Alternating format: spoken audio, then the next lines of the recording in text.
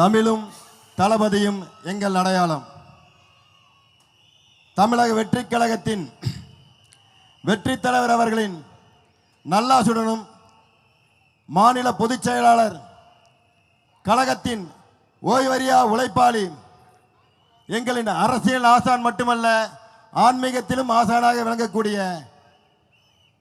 மதிப்புக்கும் மரியாதைக்குரிய ஆனந்தன் அவர்களுக்கும் மற்றும் நமது கொள்கை விளக்க பொதுக்கூட்டத்திற்கு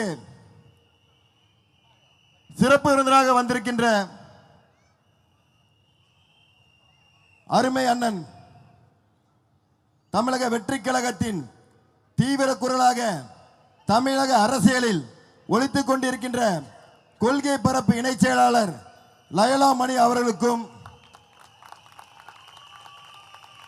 தேர்தல் பரப்புரை இணைச் செயலாளர் மற்றும் தேர்தல் அறிக்கை குழு உறுப்பினருமான பேராசிரியர் சம்பத்குமார் அவர்களையும் தேர்தல் கண்காணிப்பு குழு மற்றும் தேர்தல் அறிக்கை குழு உறுப்பினருமான சகோதரி அக்கா காமராஜ் அவர்களின் கல்வி கண் திறந்த காமராஜ் அவர்களின் பேத்தியுமான அக்கா மயூரி அவர்களையும் இந்த நேரத்திலே எனது மனமார்ந்த மரியாதையும் வணக்கத்தையும் தெரிவித்துக் கொள்கின்றேன். இந்த பகுதியில் ஒரு 30 வருஷத்துக்கு முன்னாடி, அது 1995 96 வாக்கில் இந்த கணபதி பகுதியில் லட்சியம்புரம் என்கின்ற ஒரு பகுதியில் இளைய தீபம் இளைய தளபதி விஜய் ரசிகர் மன்றம் என்கின்ற பெயரிலே நமது வெற்றி தலைவர் அவர்களுக்கு நான் ஒரு ரசிகர் மன்றம் ஒன்று ஆரம்பித்தோம். அதன் பிறகு 2003ஆம் ஆண்டிலே ஒருங்கிணைந்த கோவை மாவட்டம், அதாவது திருப்பூர் உட்பட ஒருங்கிணைந்த மாவட்டமாக இருந்த கோவை மாவட்டத்திற்கு மாவட்ட தலைவராக தளபதி அவர்கள் நியமிக்கப்பட்டிருந்தேன். இன்று தமிழக வெற்றி கழகத்தின் கோவை மாநகர மாவட்டத்தின் செயலாளராக உங்கள் முன்னால் நான் நிற்கிறதுக்கு முக்கியமான காரணம் நமது வெற்றி தலைவர் அவர்கள் மட்டுமல்ல, இந்த மேடையில் வீட்டிருக்கக்கூடிய நமது கழகத்தின் தோழர்களும் தோழிகளும் இங்கே அமர்ந்திருக்கக்கூடிய எனது நண்பா நண்பிகள் அனைவரும் சேர்ந்துதான். இதை ஏன் அப்படி சொல்றேன்னா, நான் பெரிய ஒரு பணக்கார வீட்டில் தான் பிறக்கலைங்க, ஒரு நடுத்தரமான குடும்பத்தில் தான் பிறந்தோம்.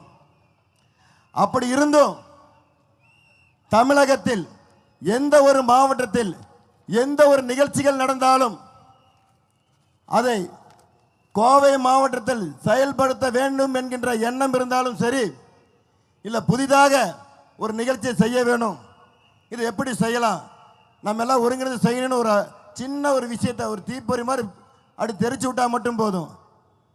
தாராளமாக செய்யுங்க, நாங்கள் இருக்கிறோம், என்ன வேணா செய்யுங்க, தளபதிக்காக என்ன வேணா செய்யுங்க, நாங்கள் கூட இருக்கிறோம் சொல்லிட்டு உறுதுணையாக இருந்து நீங்கள் எல்லாரும் தான் காரணம். இந்த இடத்துல நான் நிற்கிறேன்னா நீங்கள் எல்லாரும் தான் காரணம். இதற்கு உங்களின் பாதம் தொட்டு நான் வணங்கி உங்களுக்கு நான் முதல்ல வணக்கம் சொல்லிட்டு இந்த உரையை தொடங்குகின்றேன். நம்மளுடைய தலைப்பு என்னன்னா, எங்களின் கனவுகளை சொல்றோம் கேளுங்க. அதுக்கு முன்னாடி ஒரு சின்ன விஷயத்தை மட்டும் பேசிடுவோமே. இந்த பெருமைமிகு கொங்கு மண்டலத்தில் நம்ம கோவை மாவட்டத்தில் 10 தொகுதி இருக்குதுங்க. இந்த 10 தொகுதியிலையும் சட்டசபையில் ஒழிக்கக்கூடிய எம்எல்ஏக்கள் யார் இருக்கிறாங்க? அதிமுகவை சேர்ந்த எம்எல்ஏக்கு சட்டசபை உறுப்பினர் இருக்காங்க. ஒருத்தங்க மட்டும் அவங்க கூட்டணி கட்சியில் பாஜகவை சேர்ந்த சட்டமன்ற உறுப்பினர் இருக்காங்க. இவங்கனால இந்த 5 வருஷத்தில் ஏதாவது மக்களுக்கு பிரயோஜனம் இருக்கா? இந்த 10 பேர்த்தனால 10 பைசாக்கு பிரயோஜனம் இருக்கா சொல்லுங்க. ஆனால் இந்த 5 வருஷமா மக்களுக்கான செயல்பாடு ஒன்றுமே செய்யலை. ஆனால் இப்போ அரசியல் இப்போ எலெக்ஷன் தேதி நெருங்கும் போது மட்டும் பார்த்தீங்கன்னா வீடு வீடுக்காக போய் உங்களுக்கு என்ன வேணுங்க, உங்களுக்கு கிஃப்ட் பாக்ஸ் வந்துட்டு இருக்குதுங்க. மக்களை இன்னுமே ஏமாலையை நினச்சிட்டு இருக்கிறீங்களா நீங்கள்? அதில் இன்னொருத்தங்க இருக்கிறாங்க, அவங்க சொந்த காசுலேயே போஸ்ட் அடித்து நான் தான் கோவையின் மகள் அப்படின்னு அவங்களே போஸ்ட் அடிக்க ஆரம்பிச்சிட்டாங்க. நீங்கள் மட்டும் உங்கள் தொகுதியில் மக்களுக்கு தேவையான விஷயத்தை செஞ்சுருந்தீங்கன்னா அந்த மக்களே உங்களுக்கு விளம்பரம் செஞ்சுருப்பாங்க, அவங்களே உங்களுக்கு போஸ்ட் அடிச்சிருப்பாங்க. நீங்கள் எதுவுமே செய்யலை, அதனால் உங்களுக்கு நீங்களே போஸ்ட் அடிச்சுக்கிறீங்க. இதெல்லாம் மக்கள் சும்மா பார்த்துட்டு இருக்காங்கன்னு நினச்சிக்காதீங்க. இதுக்கு உண்டான தக்க பதில் உங்களுக்கு சொல்லிட்டு தான் இருக்க போகிறாங்க. அப்புறம் நம்மளுடைய தொகுதியில் நம்மளை வடக்கு சட்டமன்ற தொகுதி மட்டும் இல்லை, தெற்கு சட்டமன்ற தொகுதியிலையும் சரி, இல்லை கவுண்டமன்ற சட்டமன்ற தொகுதியிலையும் சரி, மக்களுக்கு தேவையான குடிநீர் வசதி சரியாக இருக்குதா? இல்லை. கழிப்பற வசதி சரியாக இருக்கா? சொன்ன தேதிக்கு தண்ணி வர்றதில்லை. சொல்லிக்கிற மாதிரி தரமான குண்டுங்குழி இல்லாத சாலைகள் இல்லை. பெண்களுக்கு பாதுகாப்பு இல்லை, இளைஞருக்கு வேலை இல்லை. இதுதான் இன்றைக்கியோட நிலைமை. அதை பற்றி சின்ன ஒரு ஏவி வீடியோ நம்மளுடைய கட்சி தொண்டர்கள் அவங்க ஒரு ரெடி பண்ணியிருக்காங்க. அந்த ஒரு ஏவி வீடியோ மட்டும் இப்போ நீங்கள் எல்லாருக்கும் தெரிகிற மாதிரி, நம்ம மக்களுக்கு மட்டும் இல்லை பொதுமக்களுக்கு தெரியும் மாதிரி அந்த வீடியோ போடுங்களேன்.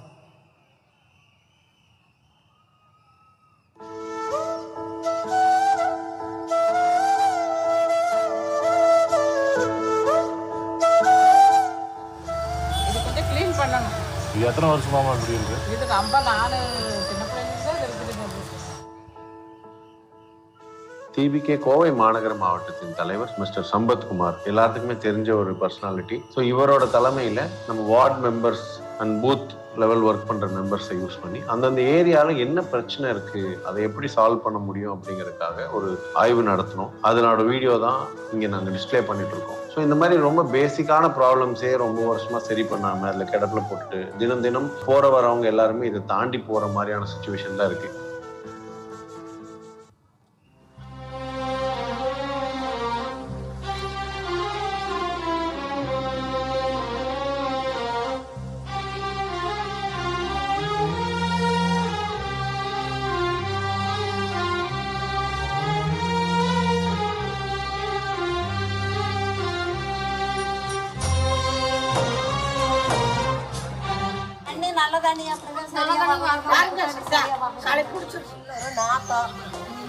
பூரா நாய்களை இழுத்துட்டு வந்தாங்க. அந்த நடுவழியில ஒரே நாத்து ஆகுது.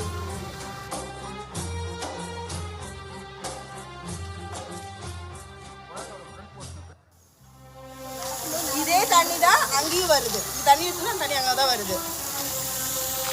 நிறைய பாருங்க டிச்சி அப்படி இல்லை குப்பை அப்படி இருக்குது. ஆறு கிளீன் பண்ணுறதெல்லாம் இப்போ சரியாக வலிக்கிறதே இல்லை. மாதம் ஒரு நாள் கூட்டி வச்சு போட்டு போயிருந்தாங்க. தண்ணியே போறது இல்லை, வந்து கிளீன் பண்றதும் இல்லை. அவங்க சும்மா வந்து பார்க்கறதோட சரி.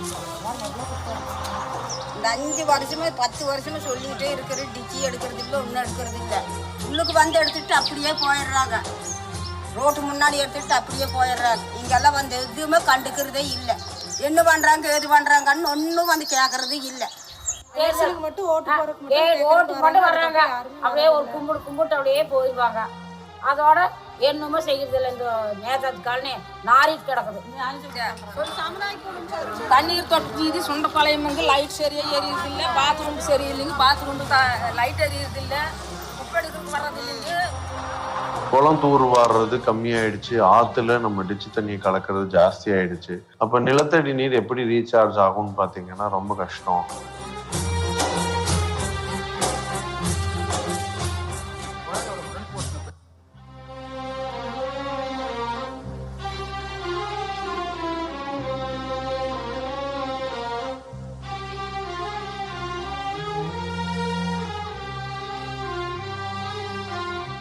ஒரு சரியான பராமரிப்பு இல்லாத பில்டிங்ஸ் பார்க்க முடியுது, ஒரு சரியான பராமரிப்பு இல்லாத வாட்டர் டேங்க்ஸ் பார்க்க முடியுது. பாத்தீங்கன்னா என் பின்னாடியே நகர்ப்புற நல்வாழ்வு மையம் இருக்கு. ஆப்போசிட்ல வந்து சிறுநீர் கழிக்கிறாங்க. அதனால் பல குழந்தைகளுக்கு நோய் தொற்று ஏற்பட வாய்ப்பு உள்ளது.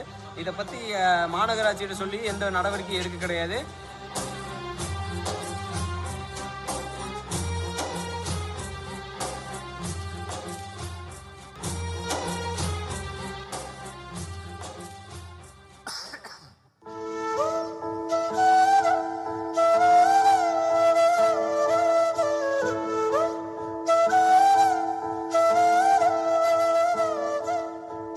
இந்த வீடியோ சேவ் பண்ணி வைங்க.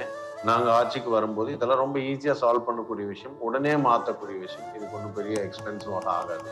பட் ஆனால் இதுக்கு எஃபர்ட் எடுத்து செய்ய வேண்டியிருக்கும். மாற்றம் மிக அருகில் இருக்கு, அது உங்க கையில் இருக்கு. சிந்திச்சு செயல்படுங்க. உங்களோட நான் இருக்கேன், நம்மளோட நம்ம மக்கள் இருக்கிறாங்க. இதுக்கு மேல என்ன வேணும்? கான்பிடென்டா இருங்க, நல்லதே நடக்கும், வெற்றி நிச்சயம்.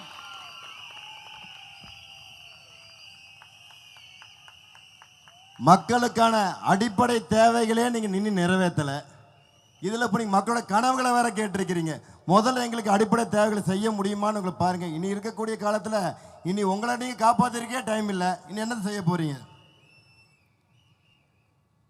நம்முடைய கோவை வடக்கு சட்டமன்ற தொகுதிக்கு உட்பட்ட அக்ரிகல்ச்சர் யூனிவர்சிட்டி, பாரத யூனிவர்சிட்டி, இந்த 2 யூனிவர்சிட்டிலையும் ஒரு வருஷமா துணைவேந்தர்களே நியமிக்கப்படாமல் செயல்பட்டிருக்கா தெரியுமா உங்களுக்கு? தமிழகத்தில் சுமார் 60,000 காலி பணியிடங்கள் இருக்கு. ஆனா 5,000 பணியிடங்கள் மட்டும்தான் நீங்க நிரப்பியிருக்கீங்க. மற்ற பணியிடங்களுக்கெல்லாம் நீங்க தொகுப்பூதியத்தின் அடிப்படை தான் நிரப்பியிருக்கிறீங்க. மக்கள் யார் தொகுப்பூதியத்தை மட்டும் நம்பி கேட்கல. அதனால தான் உங்களை எல்லாருமே தொகுப்பூதிய முதல்வர்னு உங்களுக்கு பட்டம் வச்சுட்டாங்க. அது மட்டும் இல்லை, நம்மளோட வடவள்ளி பகுதியில் உள்ள நூற்றாண்டு விழா கண்ட ஒரு பள்ளியில் தலைமுறை ஆசிரியர் கூட இல்லாமல் தான் செயல்பட்டு இருக்குது. நம்மளோட கணபதியிலிருந்து சக்தி ரோடு, நம்ம சக்தி சாலை,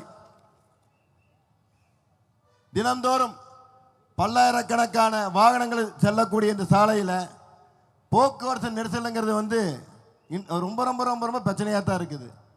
ஏன்னா நாளுக்கு நாள் பெருகக்கூடிய நமது இன்ஃப்ராஸ்ட்ரக்சர், அதாவது இந்த நம்ம சரவணம்பட்டி அந்த பகுதியில் பார்த்தீங்கன்னா ஐடி கம்பெனியும் சரி, தொழிற்சாலைகளையும் சரி, கல்லூரியிலும் சரி நிறைய இருக்குது. அதனால் இந்த போக்குவரத்து இடைஞ்சலுங்கிறது பார்த்தீங்கன்னா ரொம்ப ரொம்ப அதிகமாகிட்டு இருக்குது.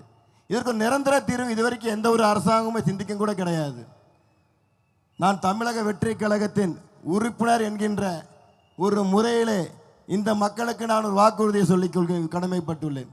இந்த கணபதி பகுதியிலிருந்து விளாங்குறிச்சி தண்ணீர் டேங்க் வரை இதற்கு தீர்வாக மேம்பாலம் அமைத்து தரப்படும். அதற்கு தளபதியிடம் நான் முறையிட்டு அதற்குண்டான செயல் திட்டங்களை நமது தமிழக வெற்றி கழகத்தின் ஆட்சியிலே செயல்படுவேன் என்பதை இந்த நேரத்திலே உங்களுக்கு எனது வாக்குறுதியாக நான் தெரிவித்துக் கொள்கின்றேன்.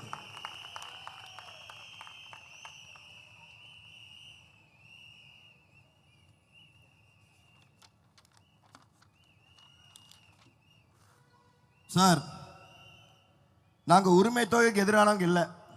அதுக்காக தான் தளபதி அவர்கள் ஏற்கனவே சொல்லிட்டாரு, பெண்களின் உரிமை தொகை 2,500 ரூபாய் மாதந்தோறும் தருவோன்னு சொல்லி நேற்றுக்கு மகளிர் தினத்தை முன்னிட்டு நமது வெற்றி தலைவர் அவர்கள் உங்களுக்கு ஒரு வாக்குறுதி கொடுத்துருக்காரு. அது எப்படி சொல்கிறீங்க? எங்களால் முடியாது சொன்னீங்க, நீங்கள் மட்டும் செஞ்சிருங்களான்னு சொல்லி சொன்னாங்க. அதுக்கும் விளக்கம் தளபதி சொல்லிட்டாரு. நீங்கள் அடிக்கக்கூடிய 30% கமிஷனை மட்டும் நிறுத்திட்டா போதும், இன்னும் நிறையவே மக்களுக்கு செய்யலான்னு சொல்லிட்டாரு. அதனால் இது எங்களுக்கு பெரிய விஷயமே கிடையாது. அதாவது கடன் வாங்காத அரசாங்கம் கிடையாது, அதை நாங்கள் ஒத்துக்கிறோம். ஏன்னா உலகத்தில் வல்லரசு நாடான அமெரிக்கா தான் உலகத்தில் அதிகமான கடன் வாங்கியிருக்குது. ஆனால் அந்த கடன் எதுக்கு வாங்கியிருக்குங்கிறது முக்கியமான விஷயம். அந்த கடன் தொகையை எதுக்கு பயன்படுத்துகிறோங்கிறது மட்டும்தான் முக்கியமான விஷயம். அதுதான் அரசாங்கத்தோட திறமையே இருக்குது. அதான் அந்த நாட்டுடைய உள்கட்டமைப்பு, அதான் இன்ஃப்ராஸ்ட்ரக்சரை மேம்படுத்தணும். அதற்கான அந்த கடன் தொகையை செயல்படுத்தலாம். இல்லை அந்த நாட்டில் இருக்கக்கூடிய இளைஞருக்கு வேலை வாய்ப்பு இல்லைன்னா அந்த இளைஞருக்கு தொழில் பயிற்சியை கொடுத்து அவங்களுக்கு கடனை கொடுத்து அவங்களை தொழில் தொடங்க வைத்து அதன் மூலியமாக அரசின் வருவாயை பெருக்கி அரசின் முன்னேற்றத்துக்கான அது ஒரு வழி இருக்குது. இல்லையா மக்கள் ரொம்ப சிரமப்படுறாங்கப்பா, வரி செலுத்தி முடியாமல் இருக்கிறாங்க. அதனால் அவங்கள வரியை குறைக்கிறதுக்கு உண்டான செயல் திட்டத்தை செஞ்சால் பரவாயில்ல. எதுவுமே செய்யலை. 100 ரூபா இருந்த கரண்ட் பில்லு இப்போ 500 ரூபா, 5000 ரூபா இருந்த நம்முடைய வீட்டு வரி இப்போ 10,000 ரூபா. நல்லெண்ணெயிலிருந்து தோரம்பருப்பு வரைக்கும் விலையை ஏற்றி விட்டது தான் இந்த நமத்து போன தீய சக்தி மாடல் ஆட்சியோட லட்சணமாகவே இருக்குது. தமிழ்நாட்டில் 10.71 லட்சம் கோடி கடன் சுமையை ஏற்றிவிட்டு தமிழ்நாட்டின் கடனாளியாக மாற்றியது மட்டுமல்லாமல் ஒரு புள்ளி வர சொல்லுதுங்க, பிறக்கும் ஒவ்வொரு குழந்தையும், அதாவது இன்னைக்கு பிறக்கக்கூடிய ஒவ்வொரு குழந்தையும், இன்னைக்கு பிறந்த 302 விஜயும் 290 விஜய்க்கும் ஒவ்வொருவரின் மீது 1,26,000 ரூபாய் கடனை ஏற்றி விட்டது தான் இவர்கள் சாதனையாகவே இருக்கின்றது. இன்னைக்கு இவங்க வாங்கின கடனுக்கு எவ்வளவோ நல்ல நல்ல திட்டங்கள் செய்திருக்கலாம். சமீபத்தில் நம்ம கோயம்புத்தூரில் செம்மொழி பூங்கான்னு ஒன்று அமைச்சாங்க. அது 300 கோடி ரூபாய் செலவில் பெரியார் நூலகம் அதை அமைச்சாங்க. நாங்கள் நூலகத்துக்கு என்றுமே ஆதரவானவங்க தான், அதில் நாங்கள் எந்த ஒரு மாற்று கருத்தும் இல்லை.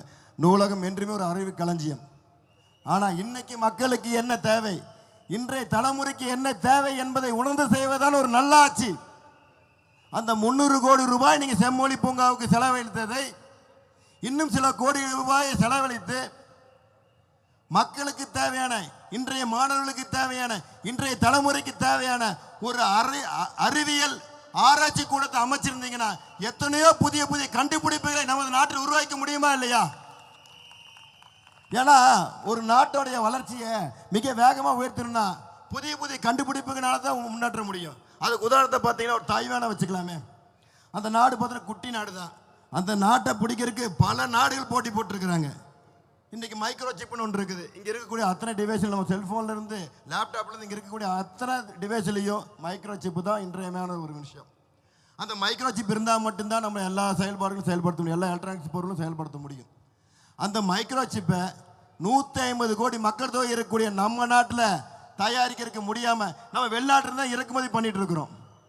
ஆனால் 150 கோடி மக்கள் தொகை இருக்க இந்த நாட்டில் நம்மளால் என்ன வளம் இல்லை, நம்மளால் தயாரிக்க முடியுமா முடியாதா? ஆனால் அதற்குண்டான பயிற்சிகளும் அதற்குண்டான முயற்சிகளும் புதிய கண்டுபிடிப்புகளுக்கு எந்த ஒரு ஊக்கம் அளிக்காத அரசு இருக்கும் வரை எந்த ஒரு புதிய கண்டுபிடிப்பும் நம்மளோட மக்களால் செய்ய, நம்ம மாநிலம் செய்ய முடியாது. கிட்டத்தட்ட 1000க்கும் மேற்பட்ட கண்டுபிடிப்புகளை உருவாக்கியவர் தான் நமது மண்ணின் மைந்தன் ஜிடி நாயுடு அவர்கள். ஆனா உங்களுடைய அறியாமையில, உங்களுக்கு ஆட்சி பண்ண தெரியாம, இன்னைக்கு மக்களுக்கு என்ன வேணும், இன்னைக்கு மாணவர்களுக்கு என்ன வேணும், இன்னைக்கு தேவை என்ன என்பதை தெரியாம விட்டதுனால பல்லாயிரக்கணக்கான ஜிடி நாடுகளை இந்த மண் இழந்து விட்டது என்பதுதான் உண்மை. ஒரு ஸ்மார்ட் சிட்டி திட்டம் கொண்டு வந்தாங்க. அது ஸ்மார்ட் சிட்டி திட்டத்தின் மூலம் ஒரு 7 குளக்கரைகளை அழகுபடுத்துவோன்னு சொல்லிட்டு அந்த 7 குளக்கரைகளுக்கு உண்டான தேவைகள் அங்கே நடப்பயிற்சி செய்யக்கூடிய இடமாகவும், அங்கே பூங்காக்களை அமைக்கிறதும், மக்களுக்கு பொழுதுபோக்கு அம்சங்கள் செய்ய போகிறதாகவும் சொல்லி செஞ்சாங்க. அது இன்னைக்கு அது பயன்பாட்டுக்கு மக்களுக்கு இருக்காங்கிறது தான் ஒரு முதல் கேள்வி. ஏன்னா எந்த ஒரு பொருளும் மக்கள் பயன்பாடுறதுக்கு உபயோகம் இல்லாத பொருளாக தான் இருக்குது.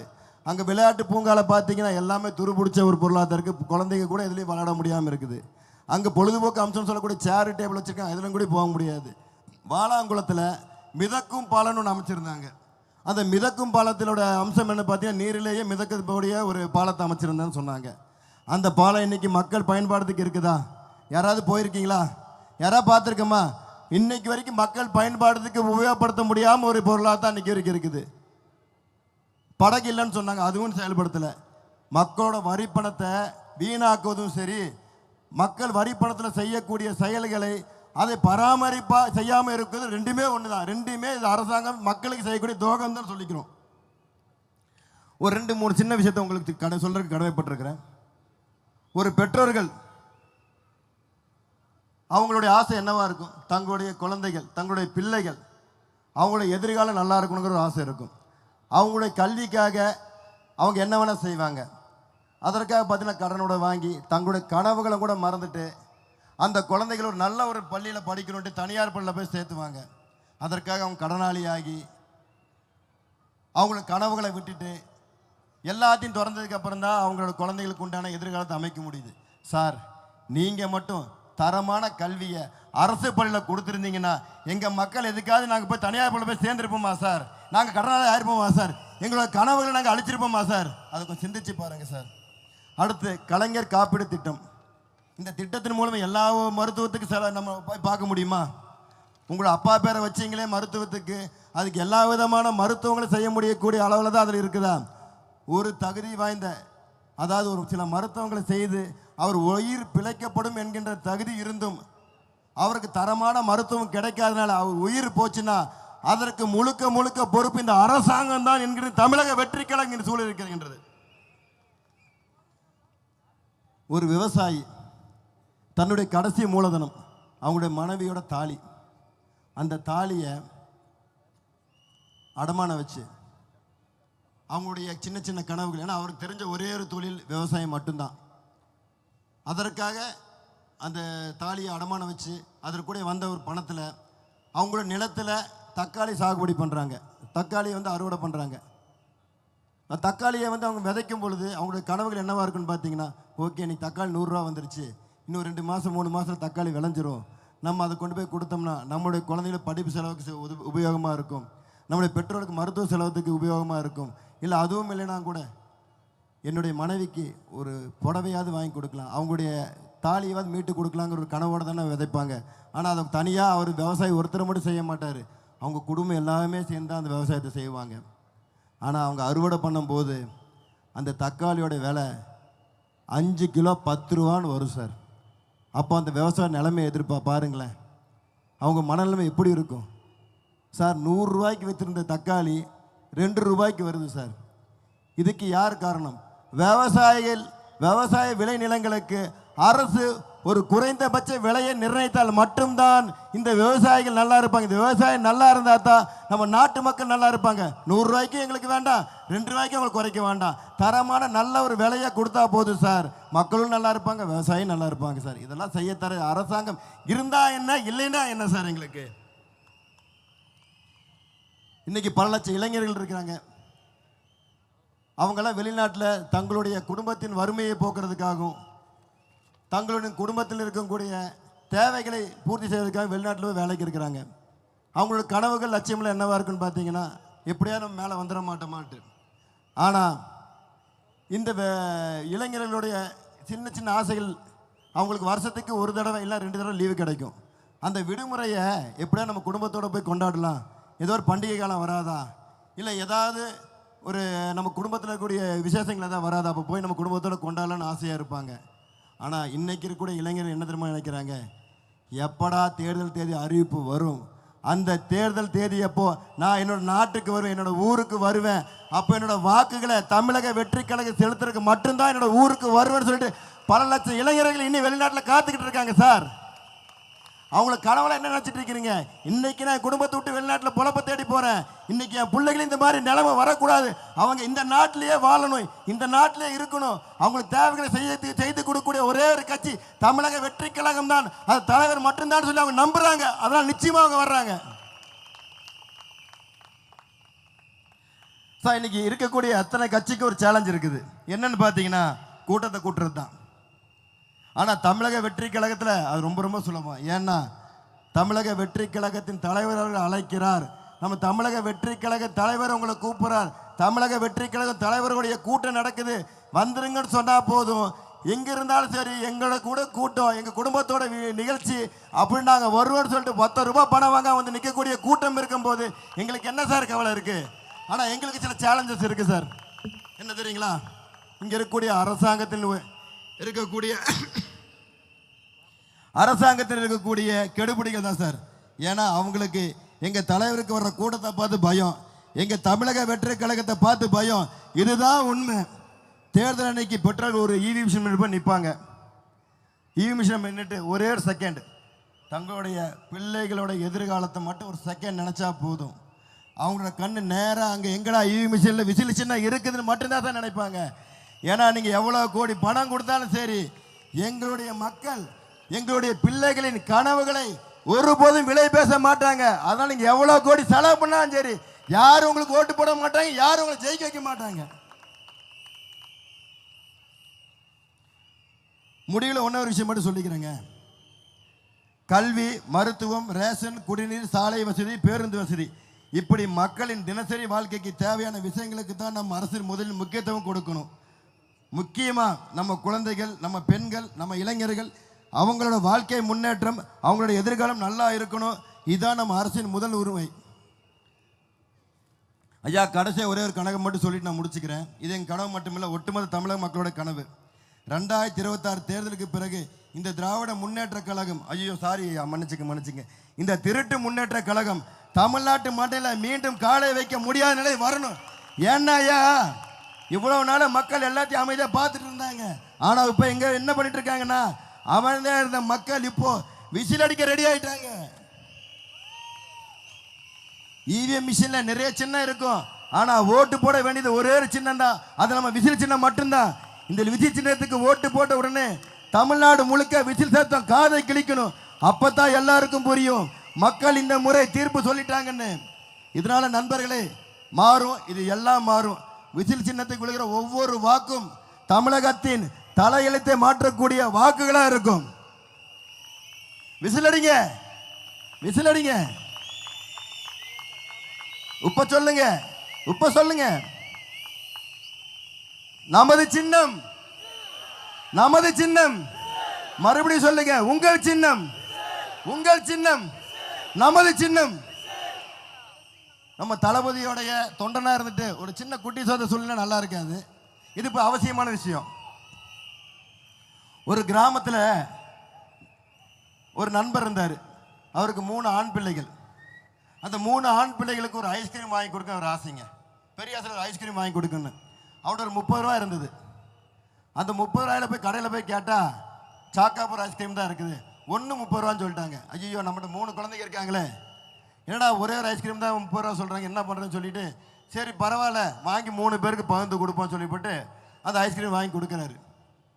அதை முதல் குழந்தை, மூத்த குழந்தை என்ன பண்ணுது, அப்படியே பாதிக்கு மேலே சாப்பிட்டுட்டு முக்கால்வாசி சாப்பிட்டாங்க. அந்த 2வது பையனை கொடுக்குறாங்க. அந்த 2வது பையன் வாங்கிட்டு என்ன பண்ணுறாருன்னா முழுசையும் சாப்பிட்டு போட்டு வெறும் குச்சியை வச்சுட்டு 3வது குழந்தைக்கு கொடுத்துட்றாங்க. இந்த கதையிலேருந்து என்ன வருதுன்னு பார்த்தீங்கன்னா, இந்த கதையோட முதல் குழந்தை யாருன்னு பார்த்தீங்கன்னா அரசாங்க அதிகாரிகள். 2வது குழந்தை யாருன்னு பார்த்தீங்கன்னா ஆட்சியாளர்கள். 3வது குழந்தை யாருன்னு பார்த்தீங்கன்னா மக்களே நம்ம தாங்க. வெறும் குச்சி மட்டும் தான் நம்ம கொடுக்க போகிறாங்க, பாக்கி எல்லாமே இவங்கள அடிச்சுட்டு போக போகிறாங்க. கடைசியா குறள் அதிகாரம் தீவினை அச்சம்.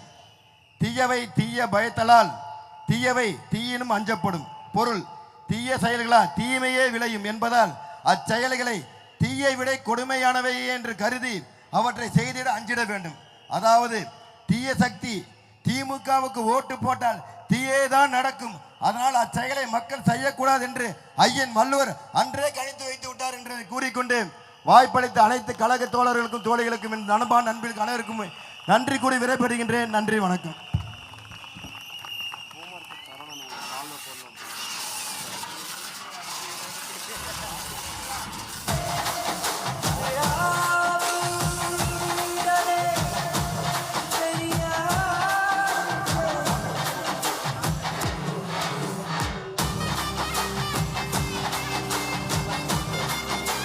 அடுத்ததாக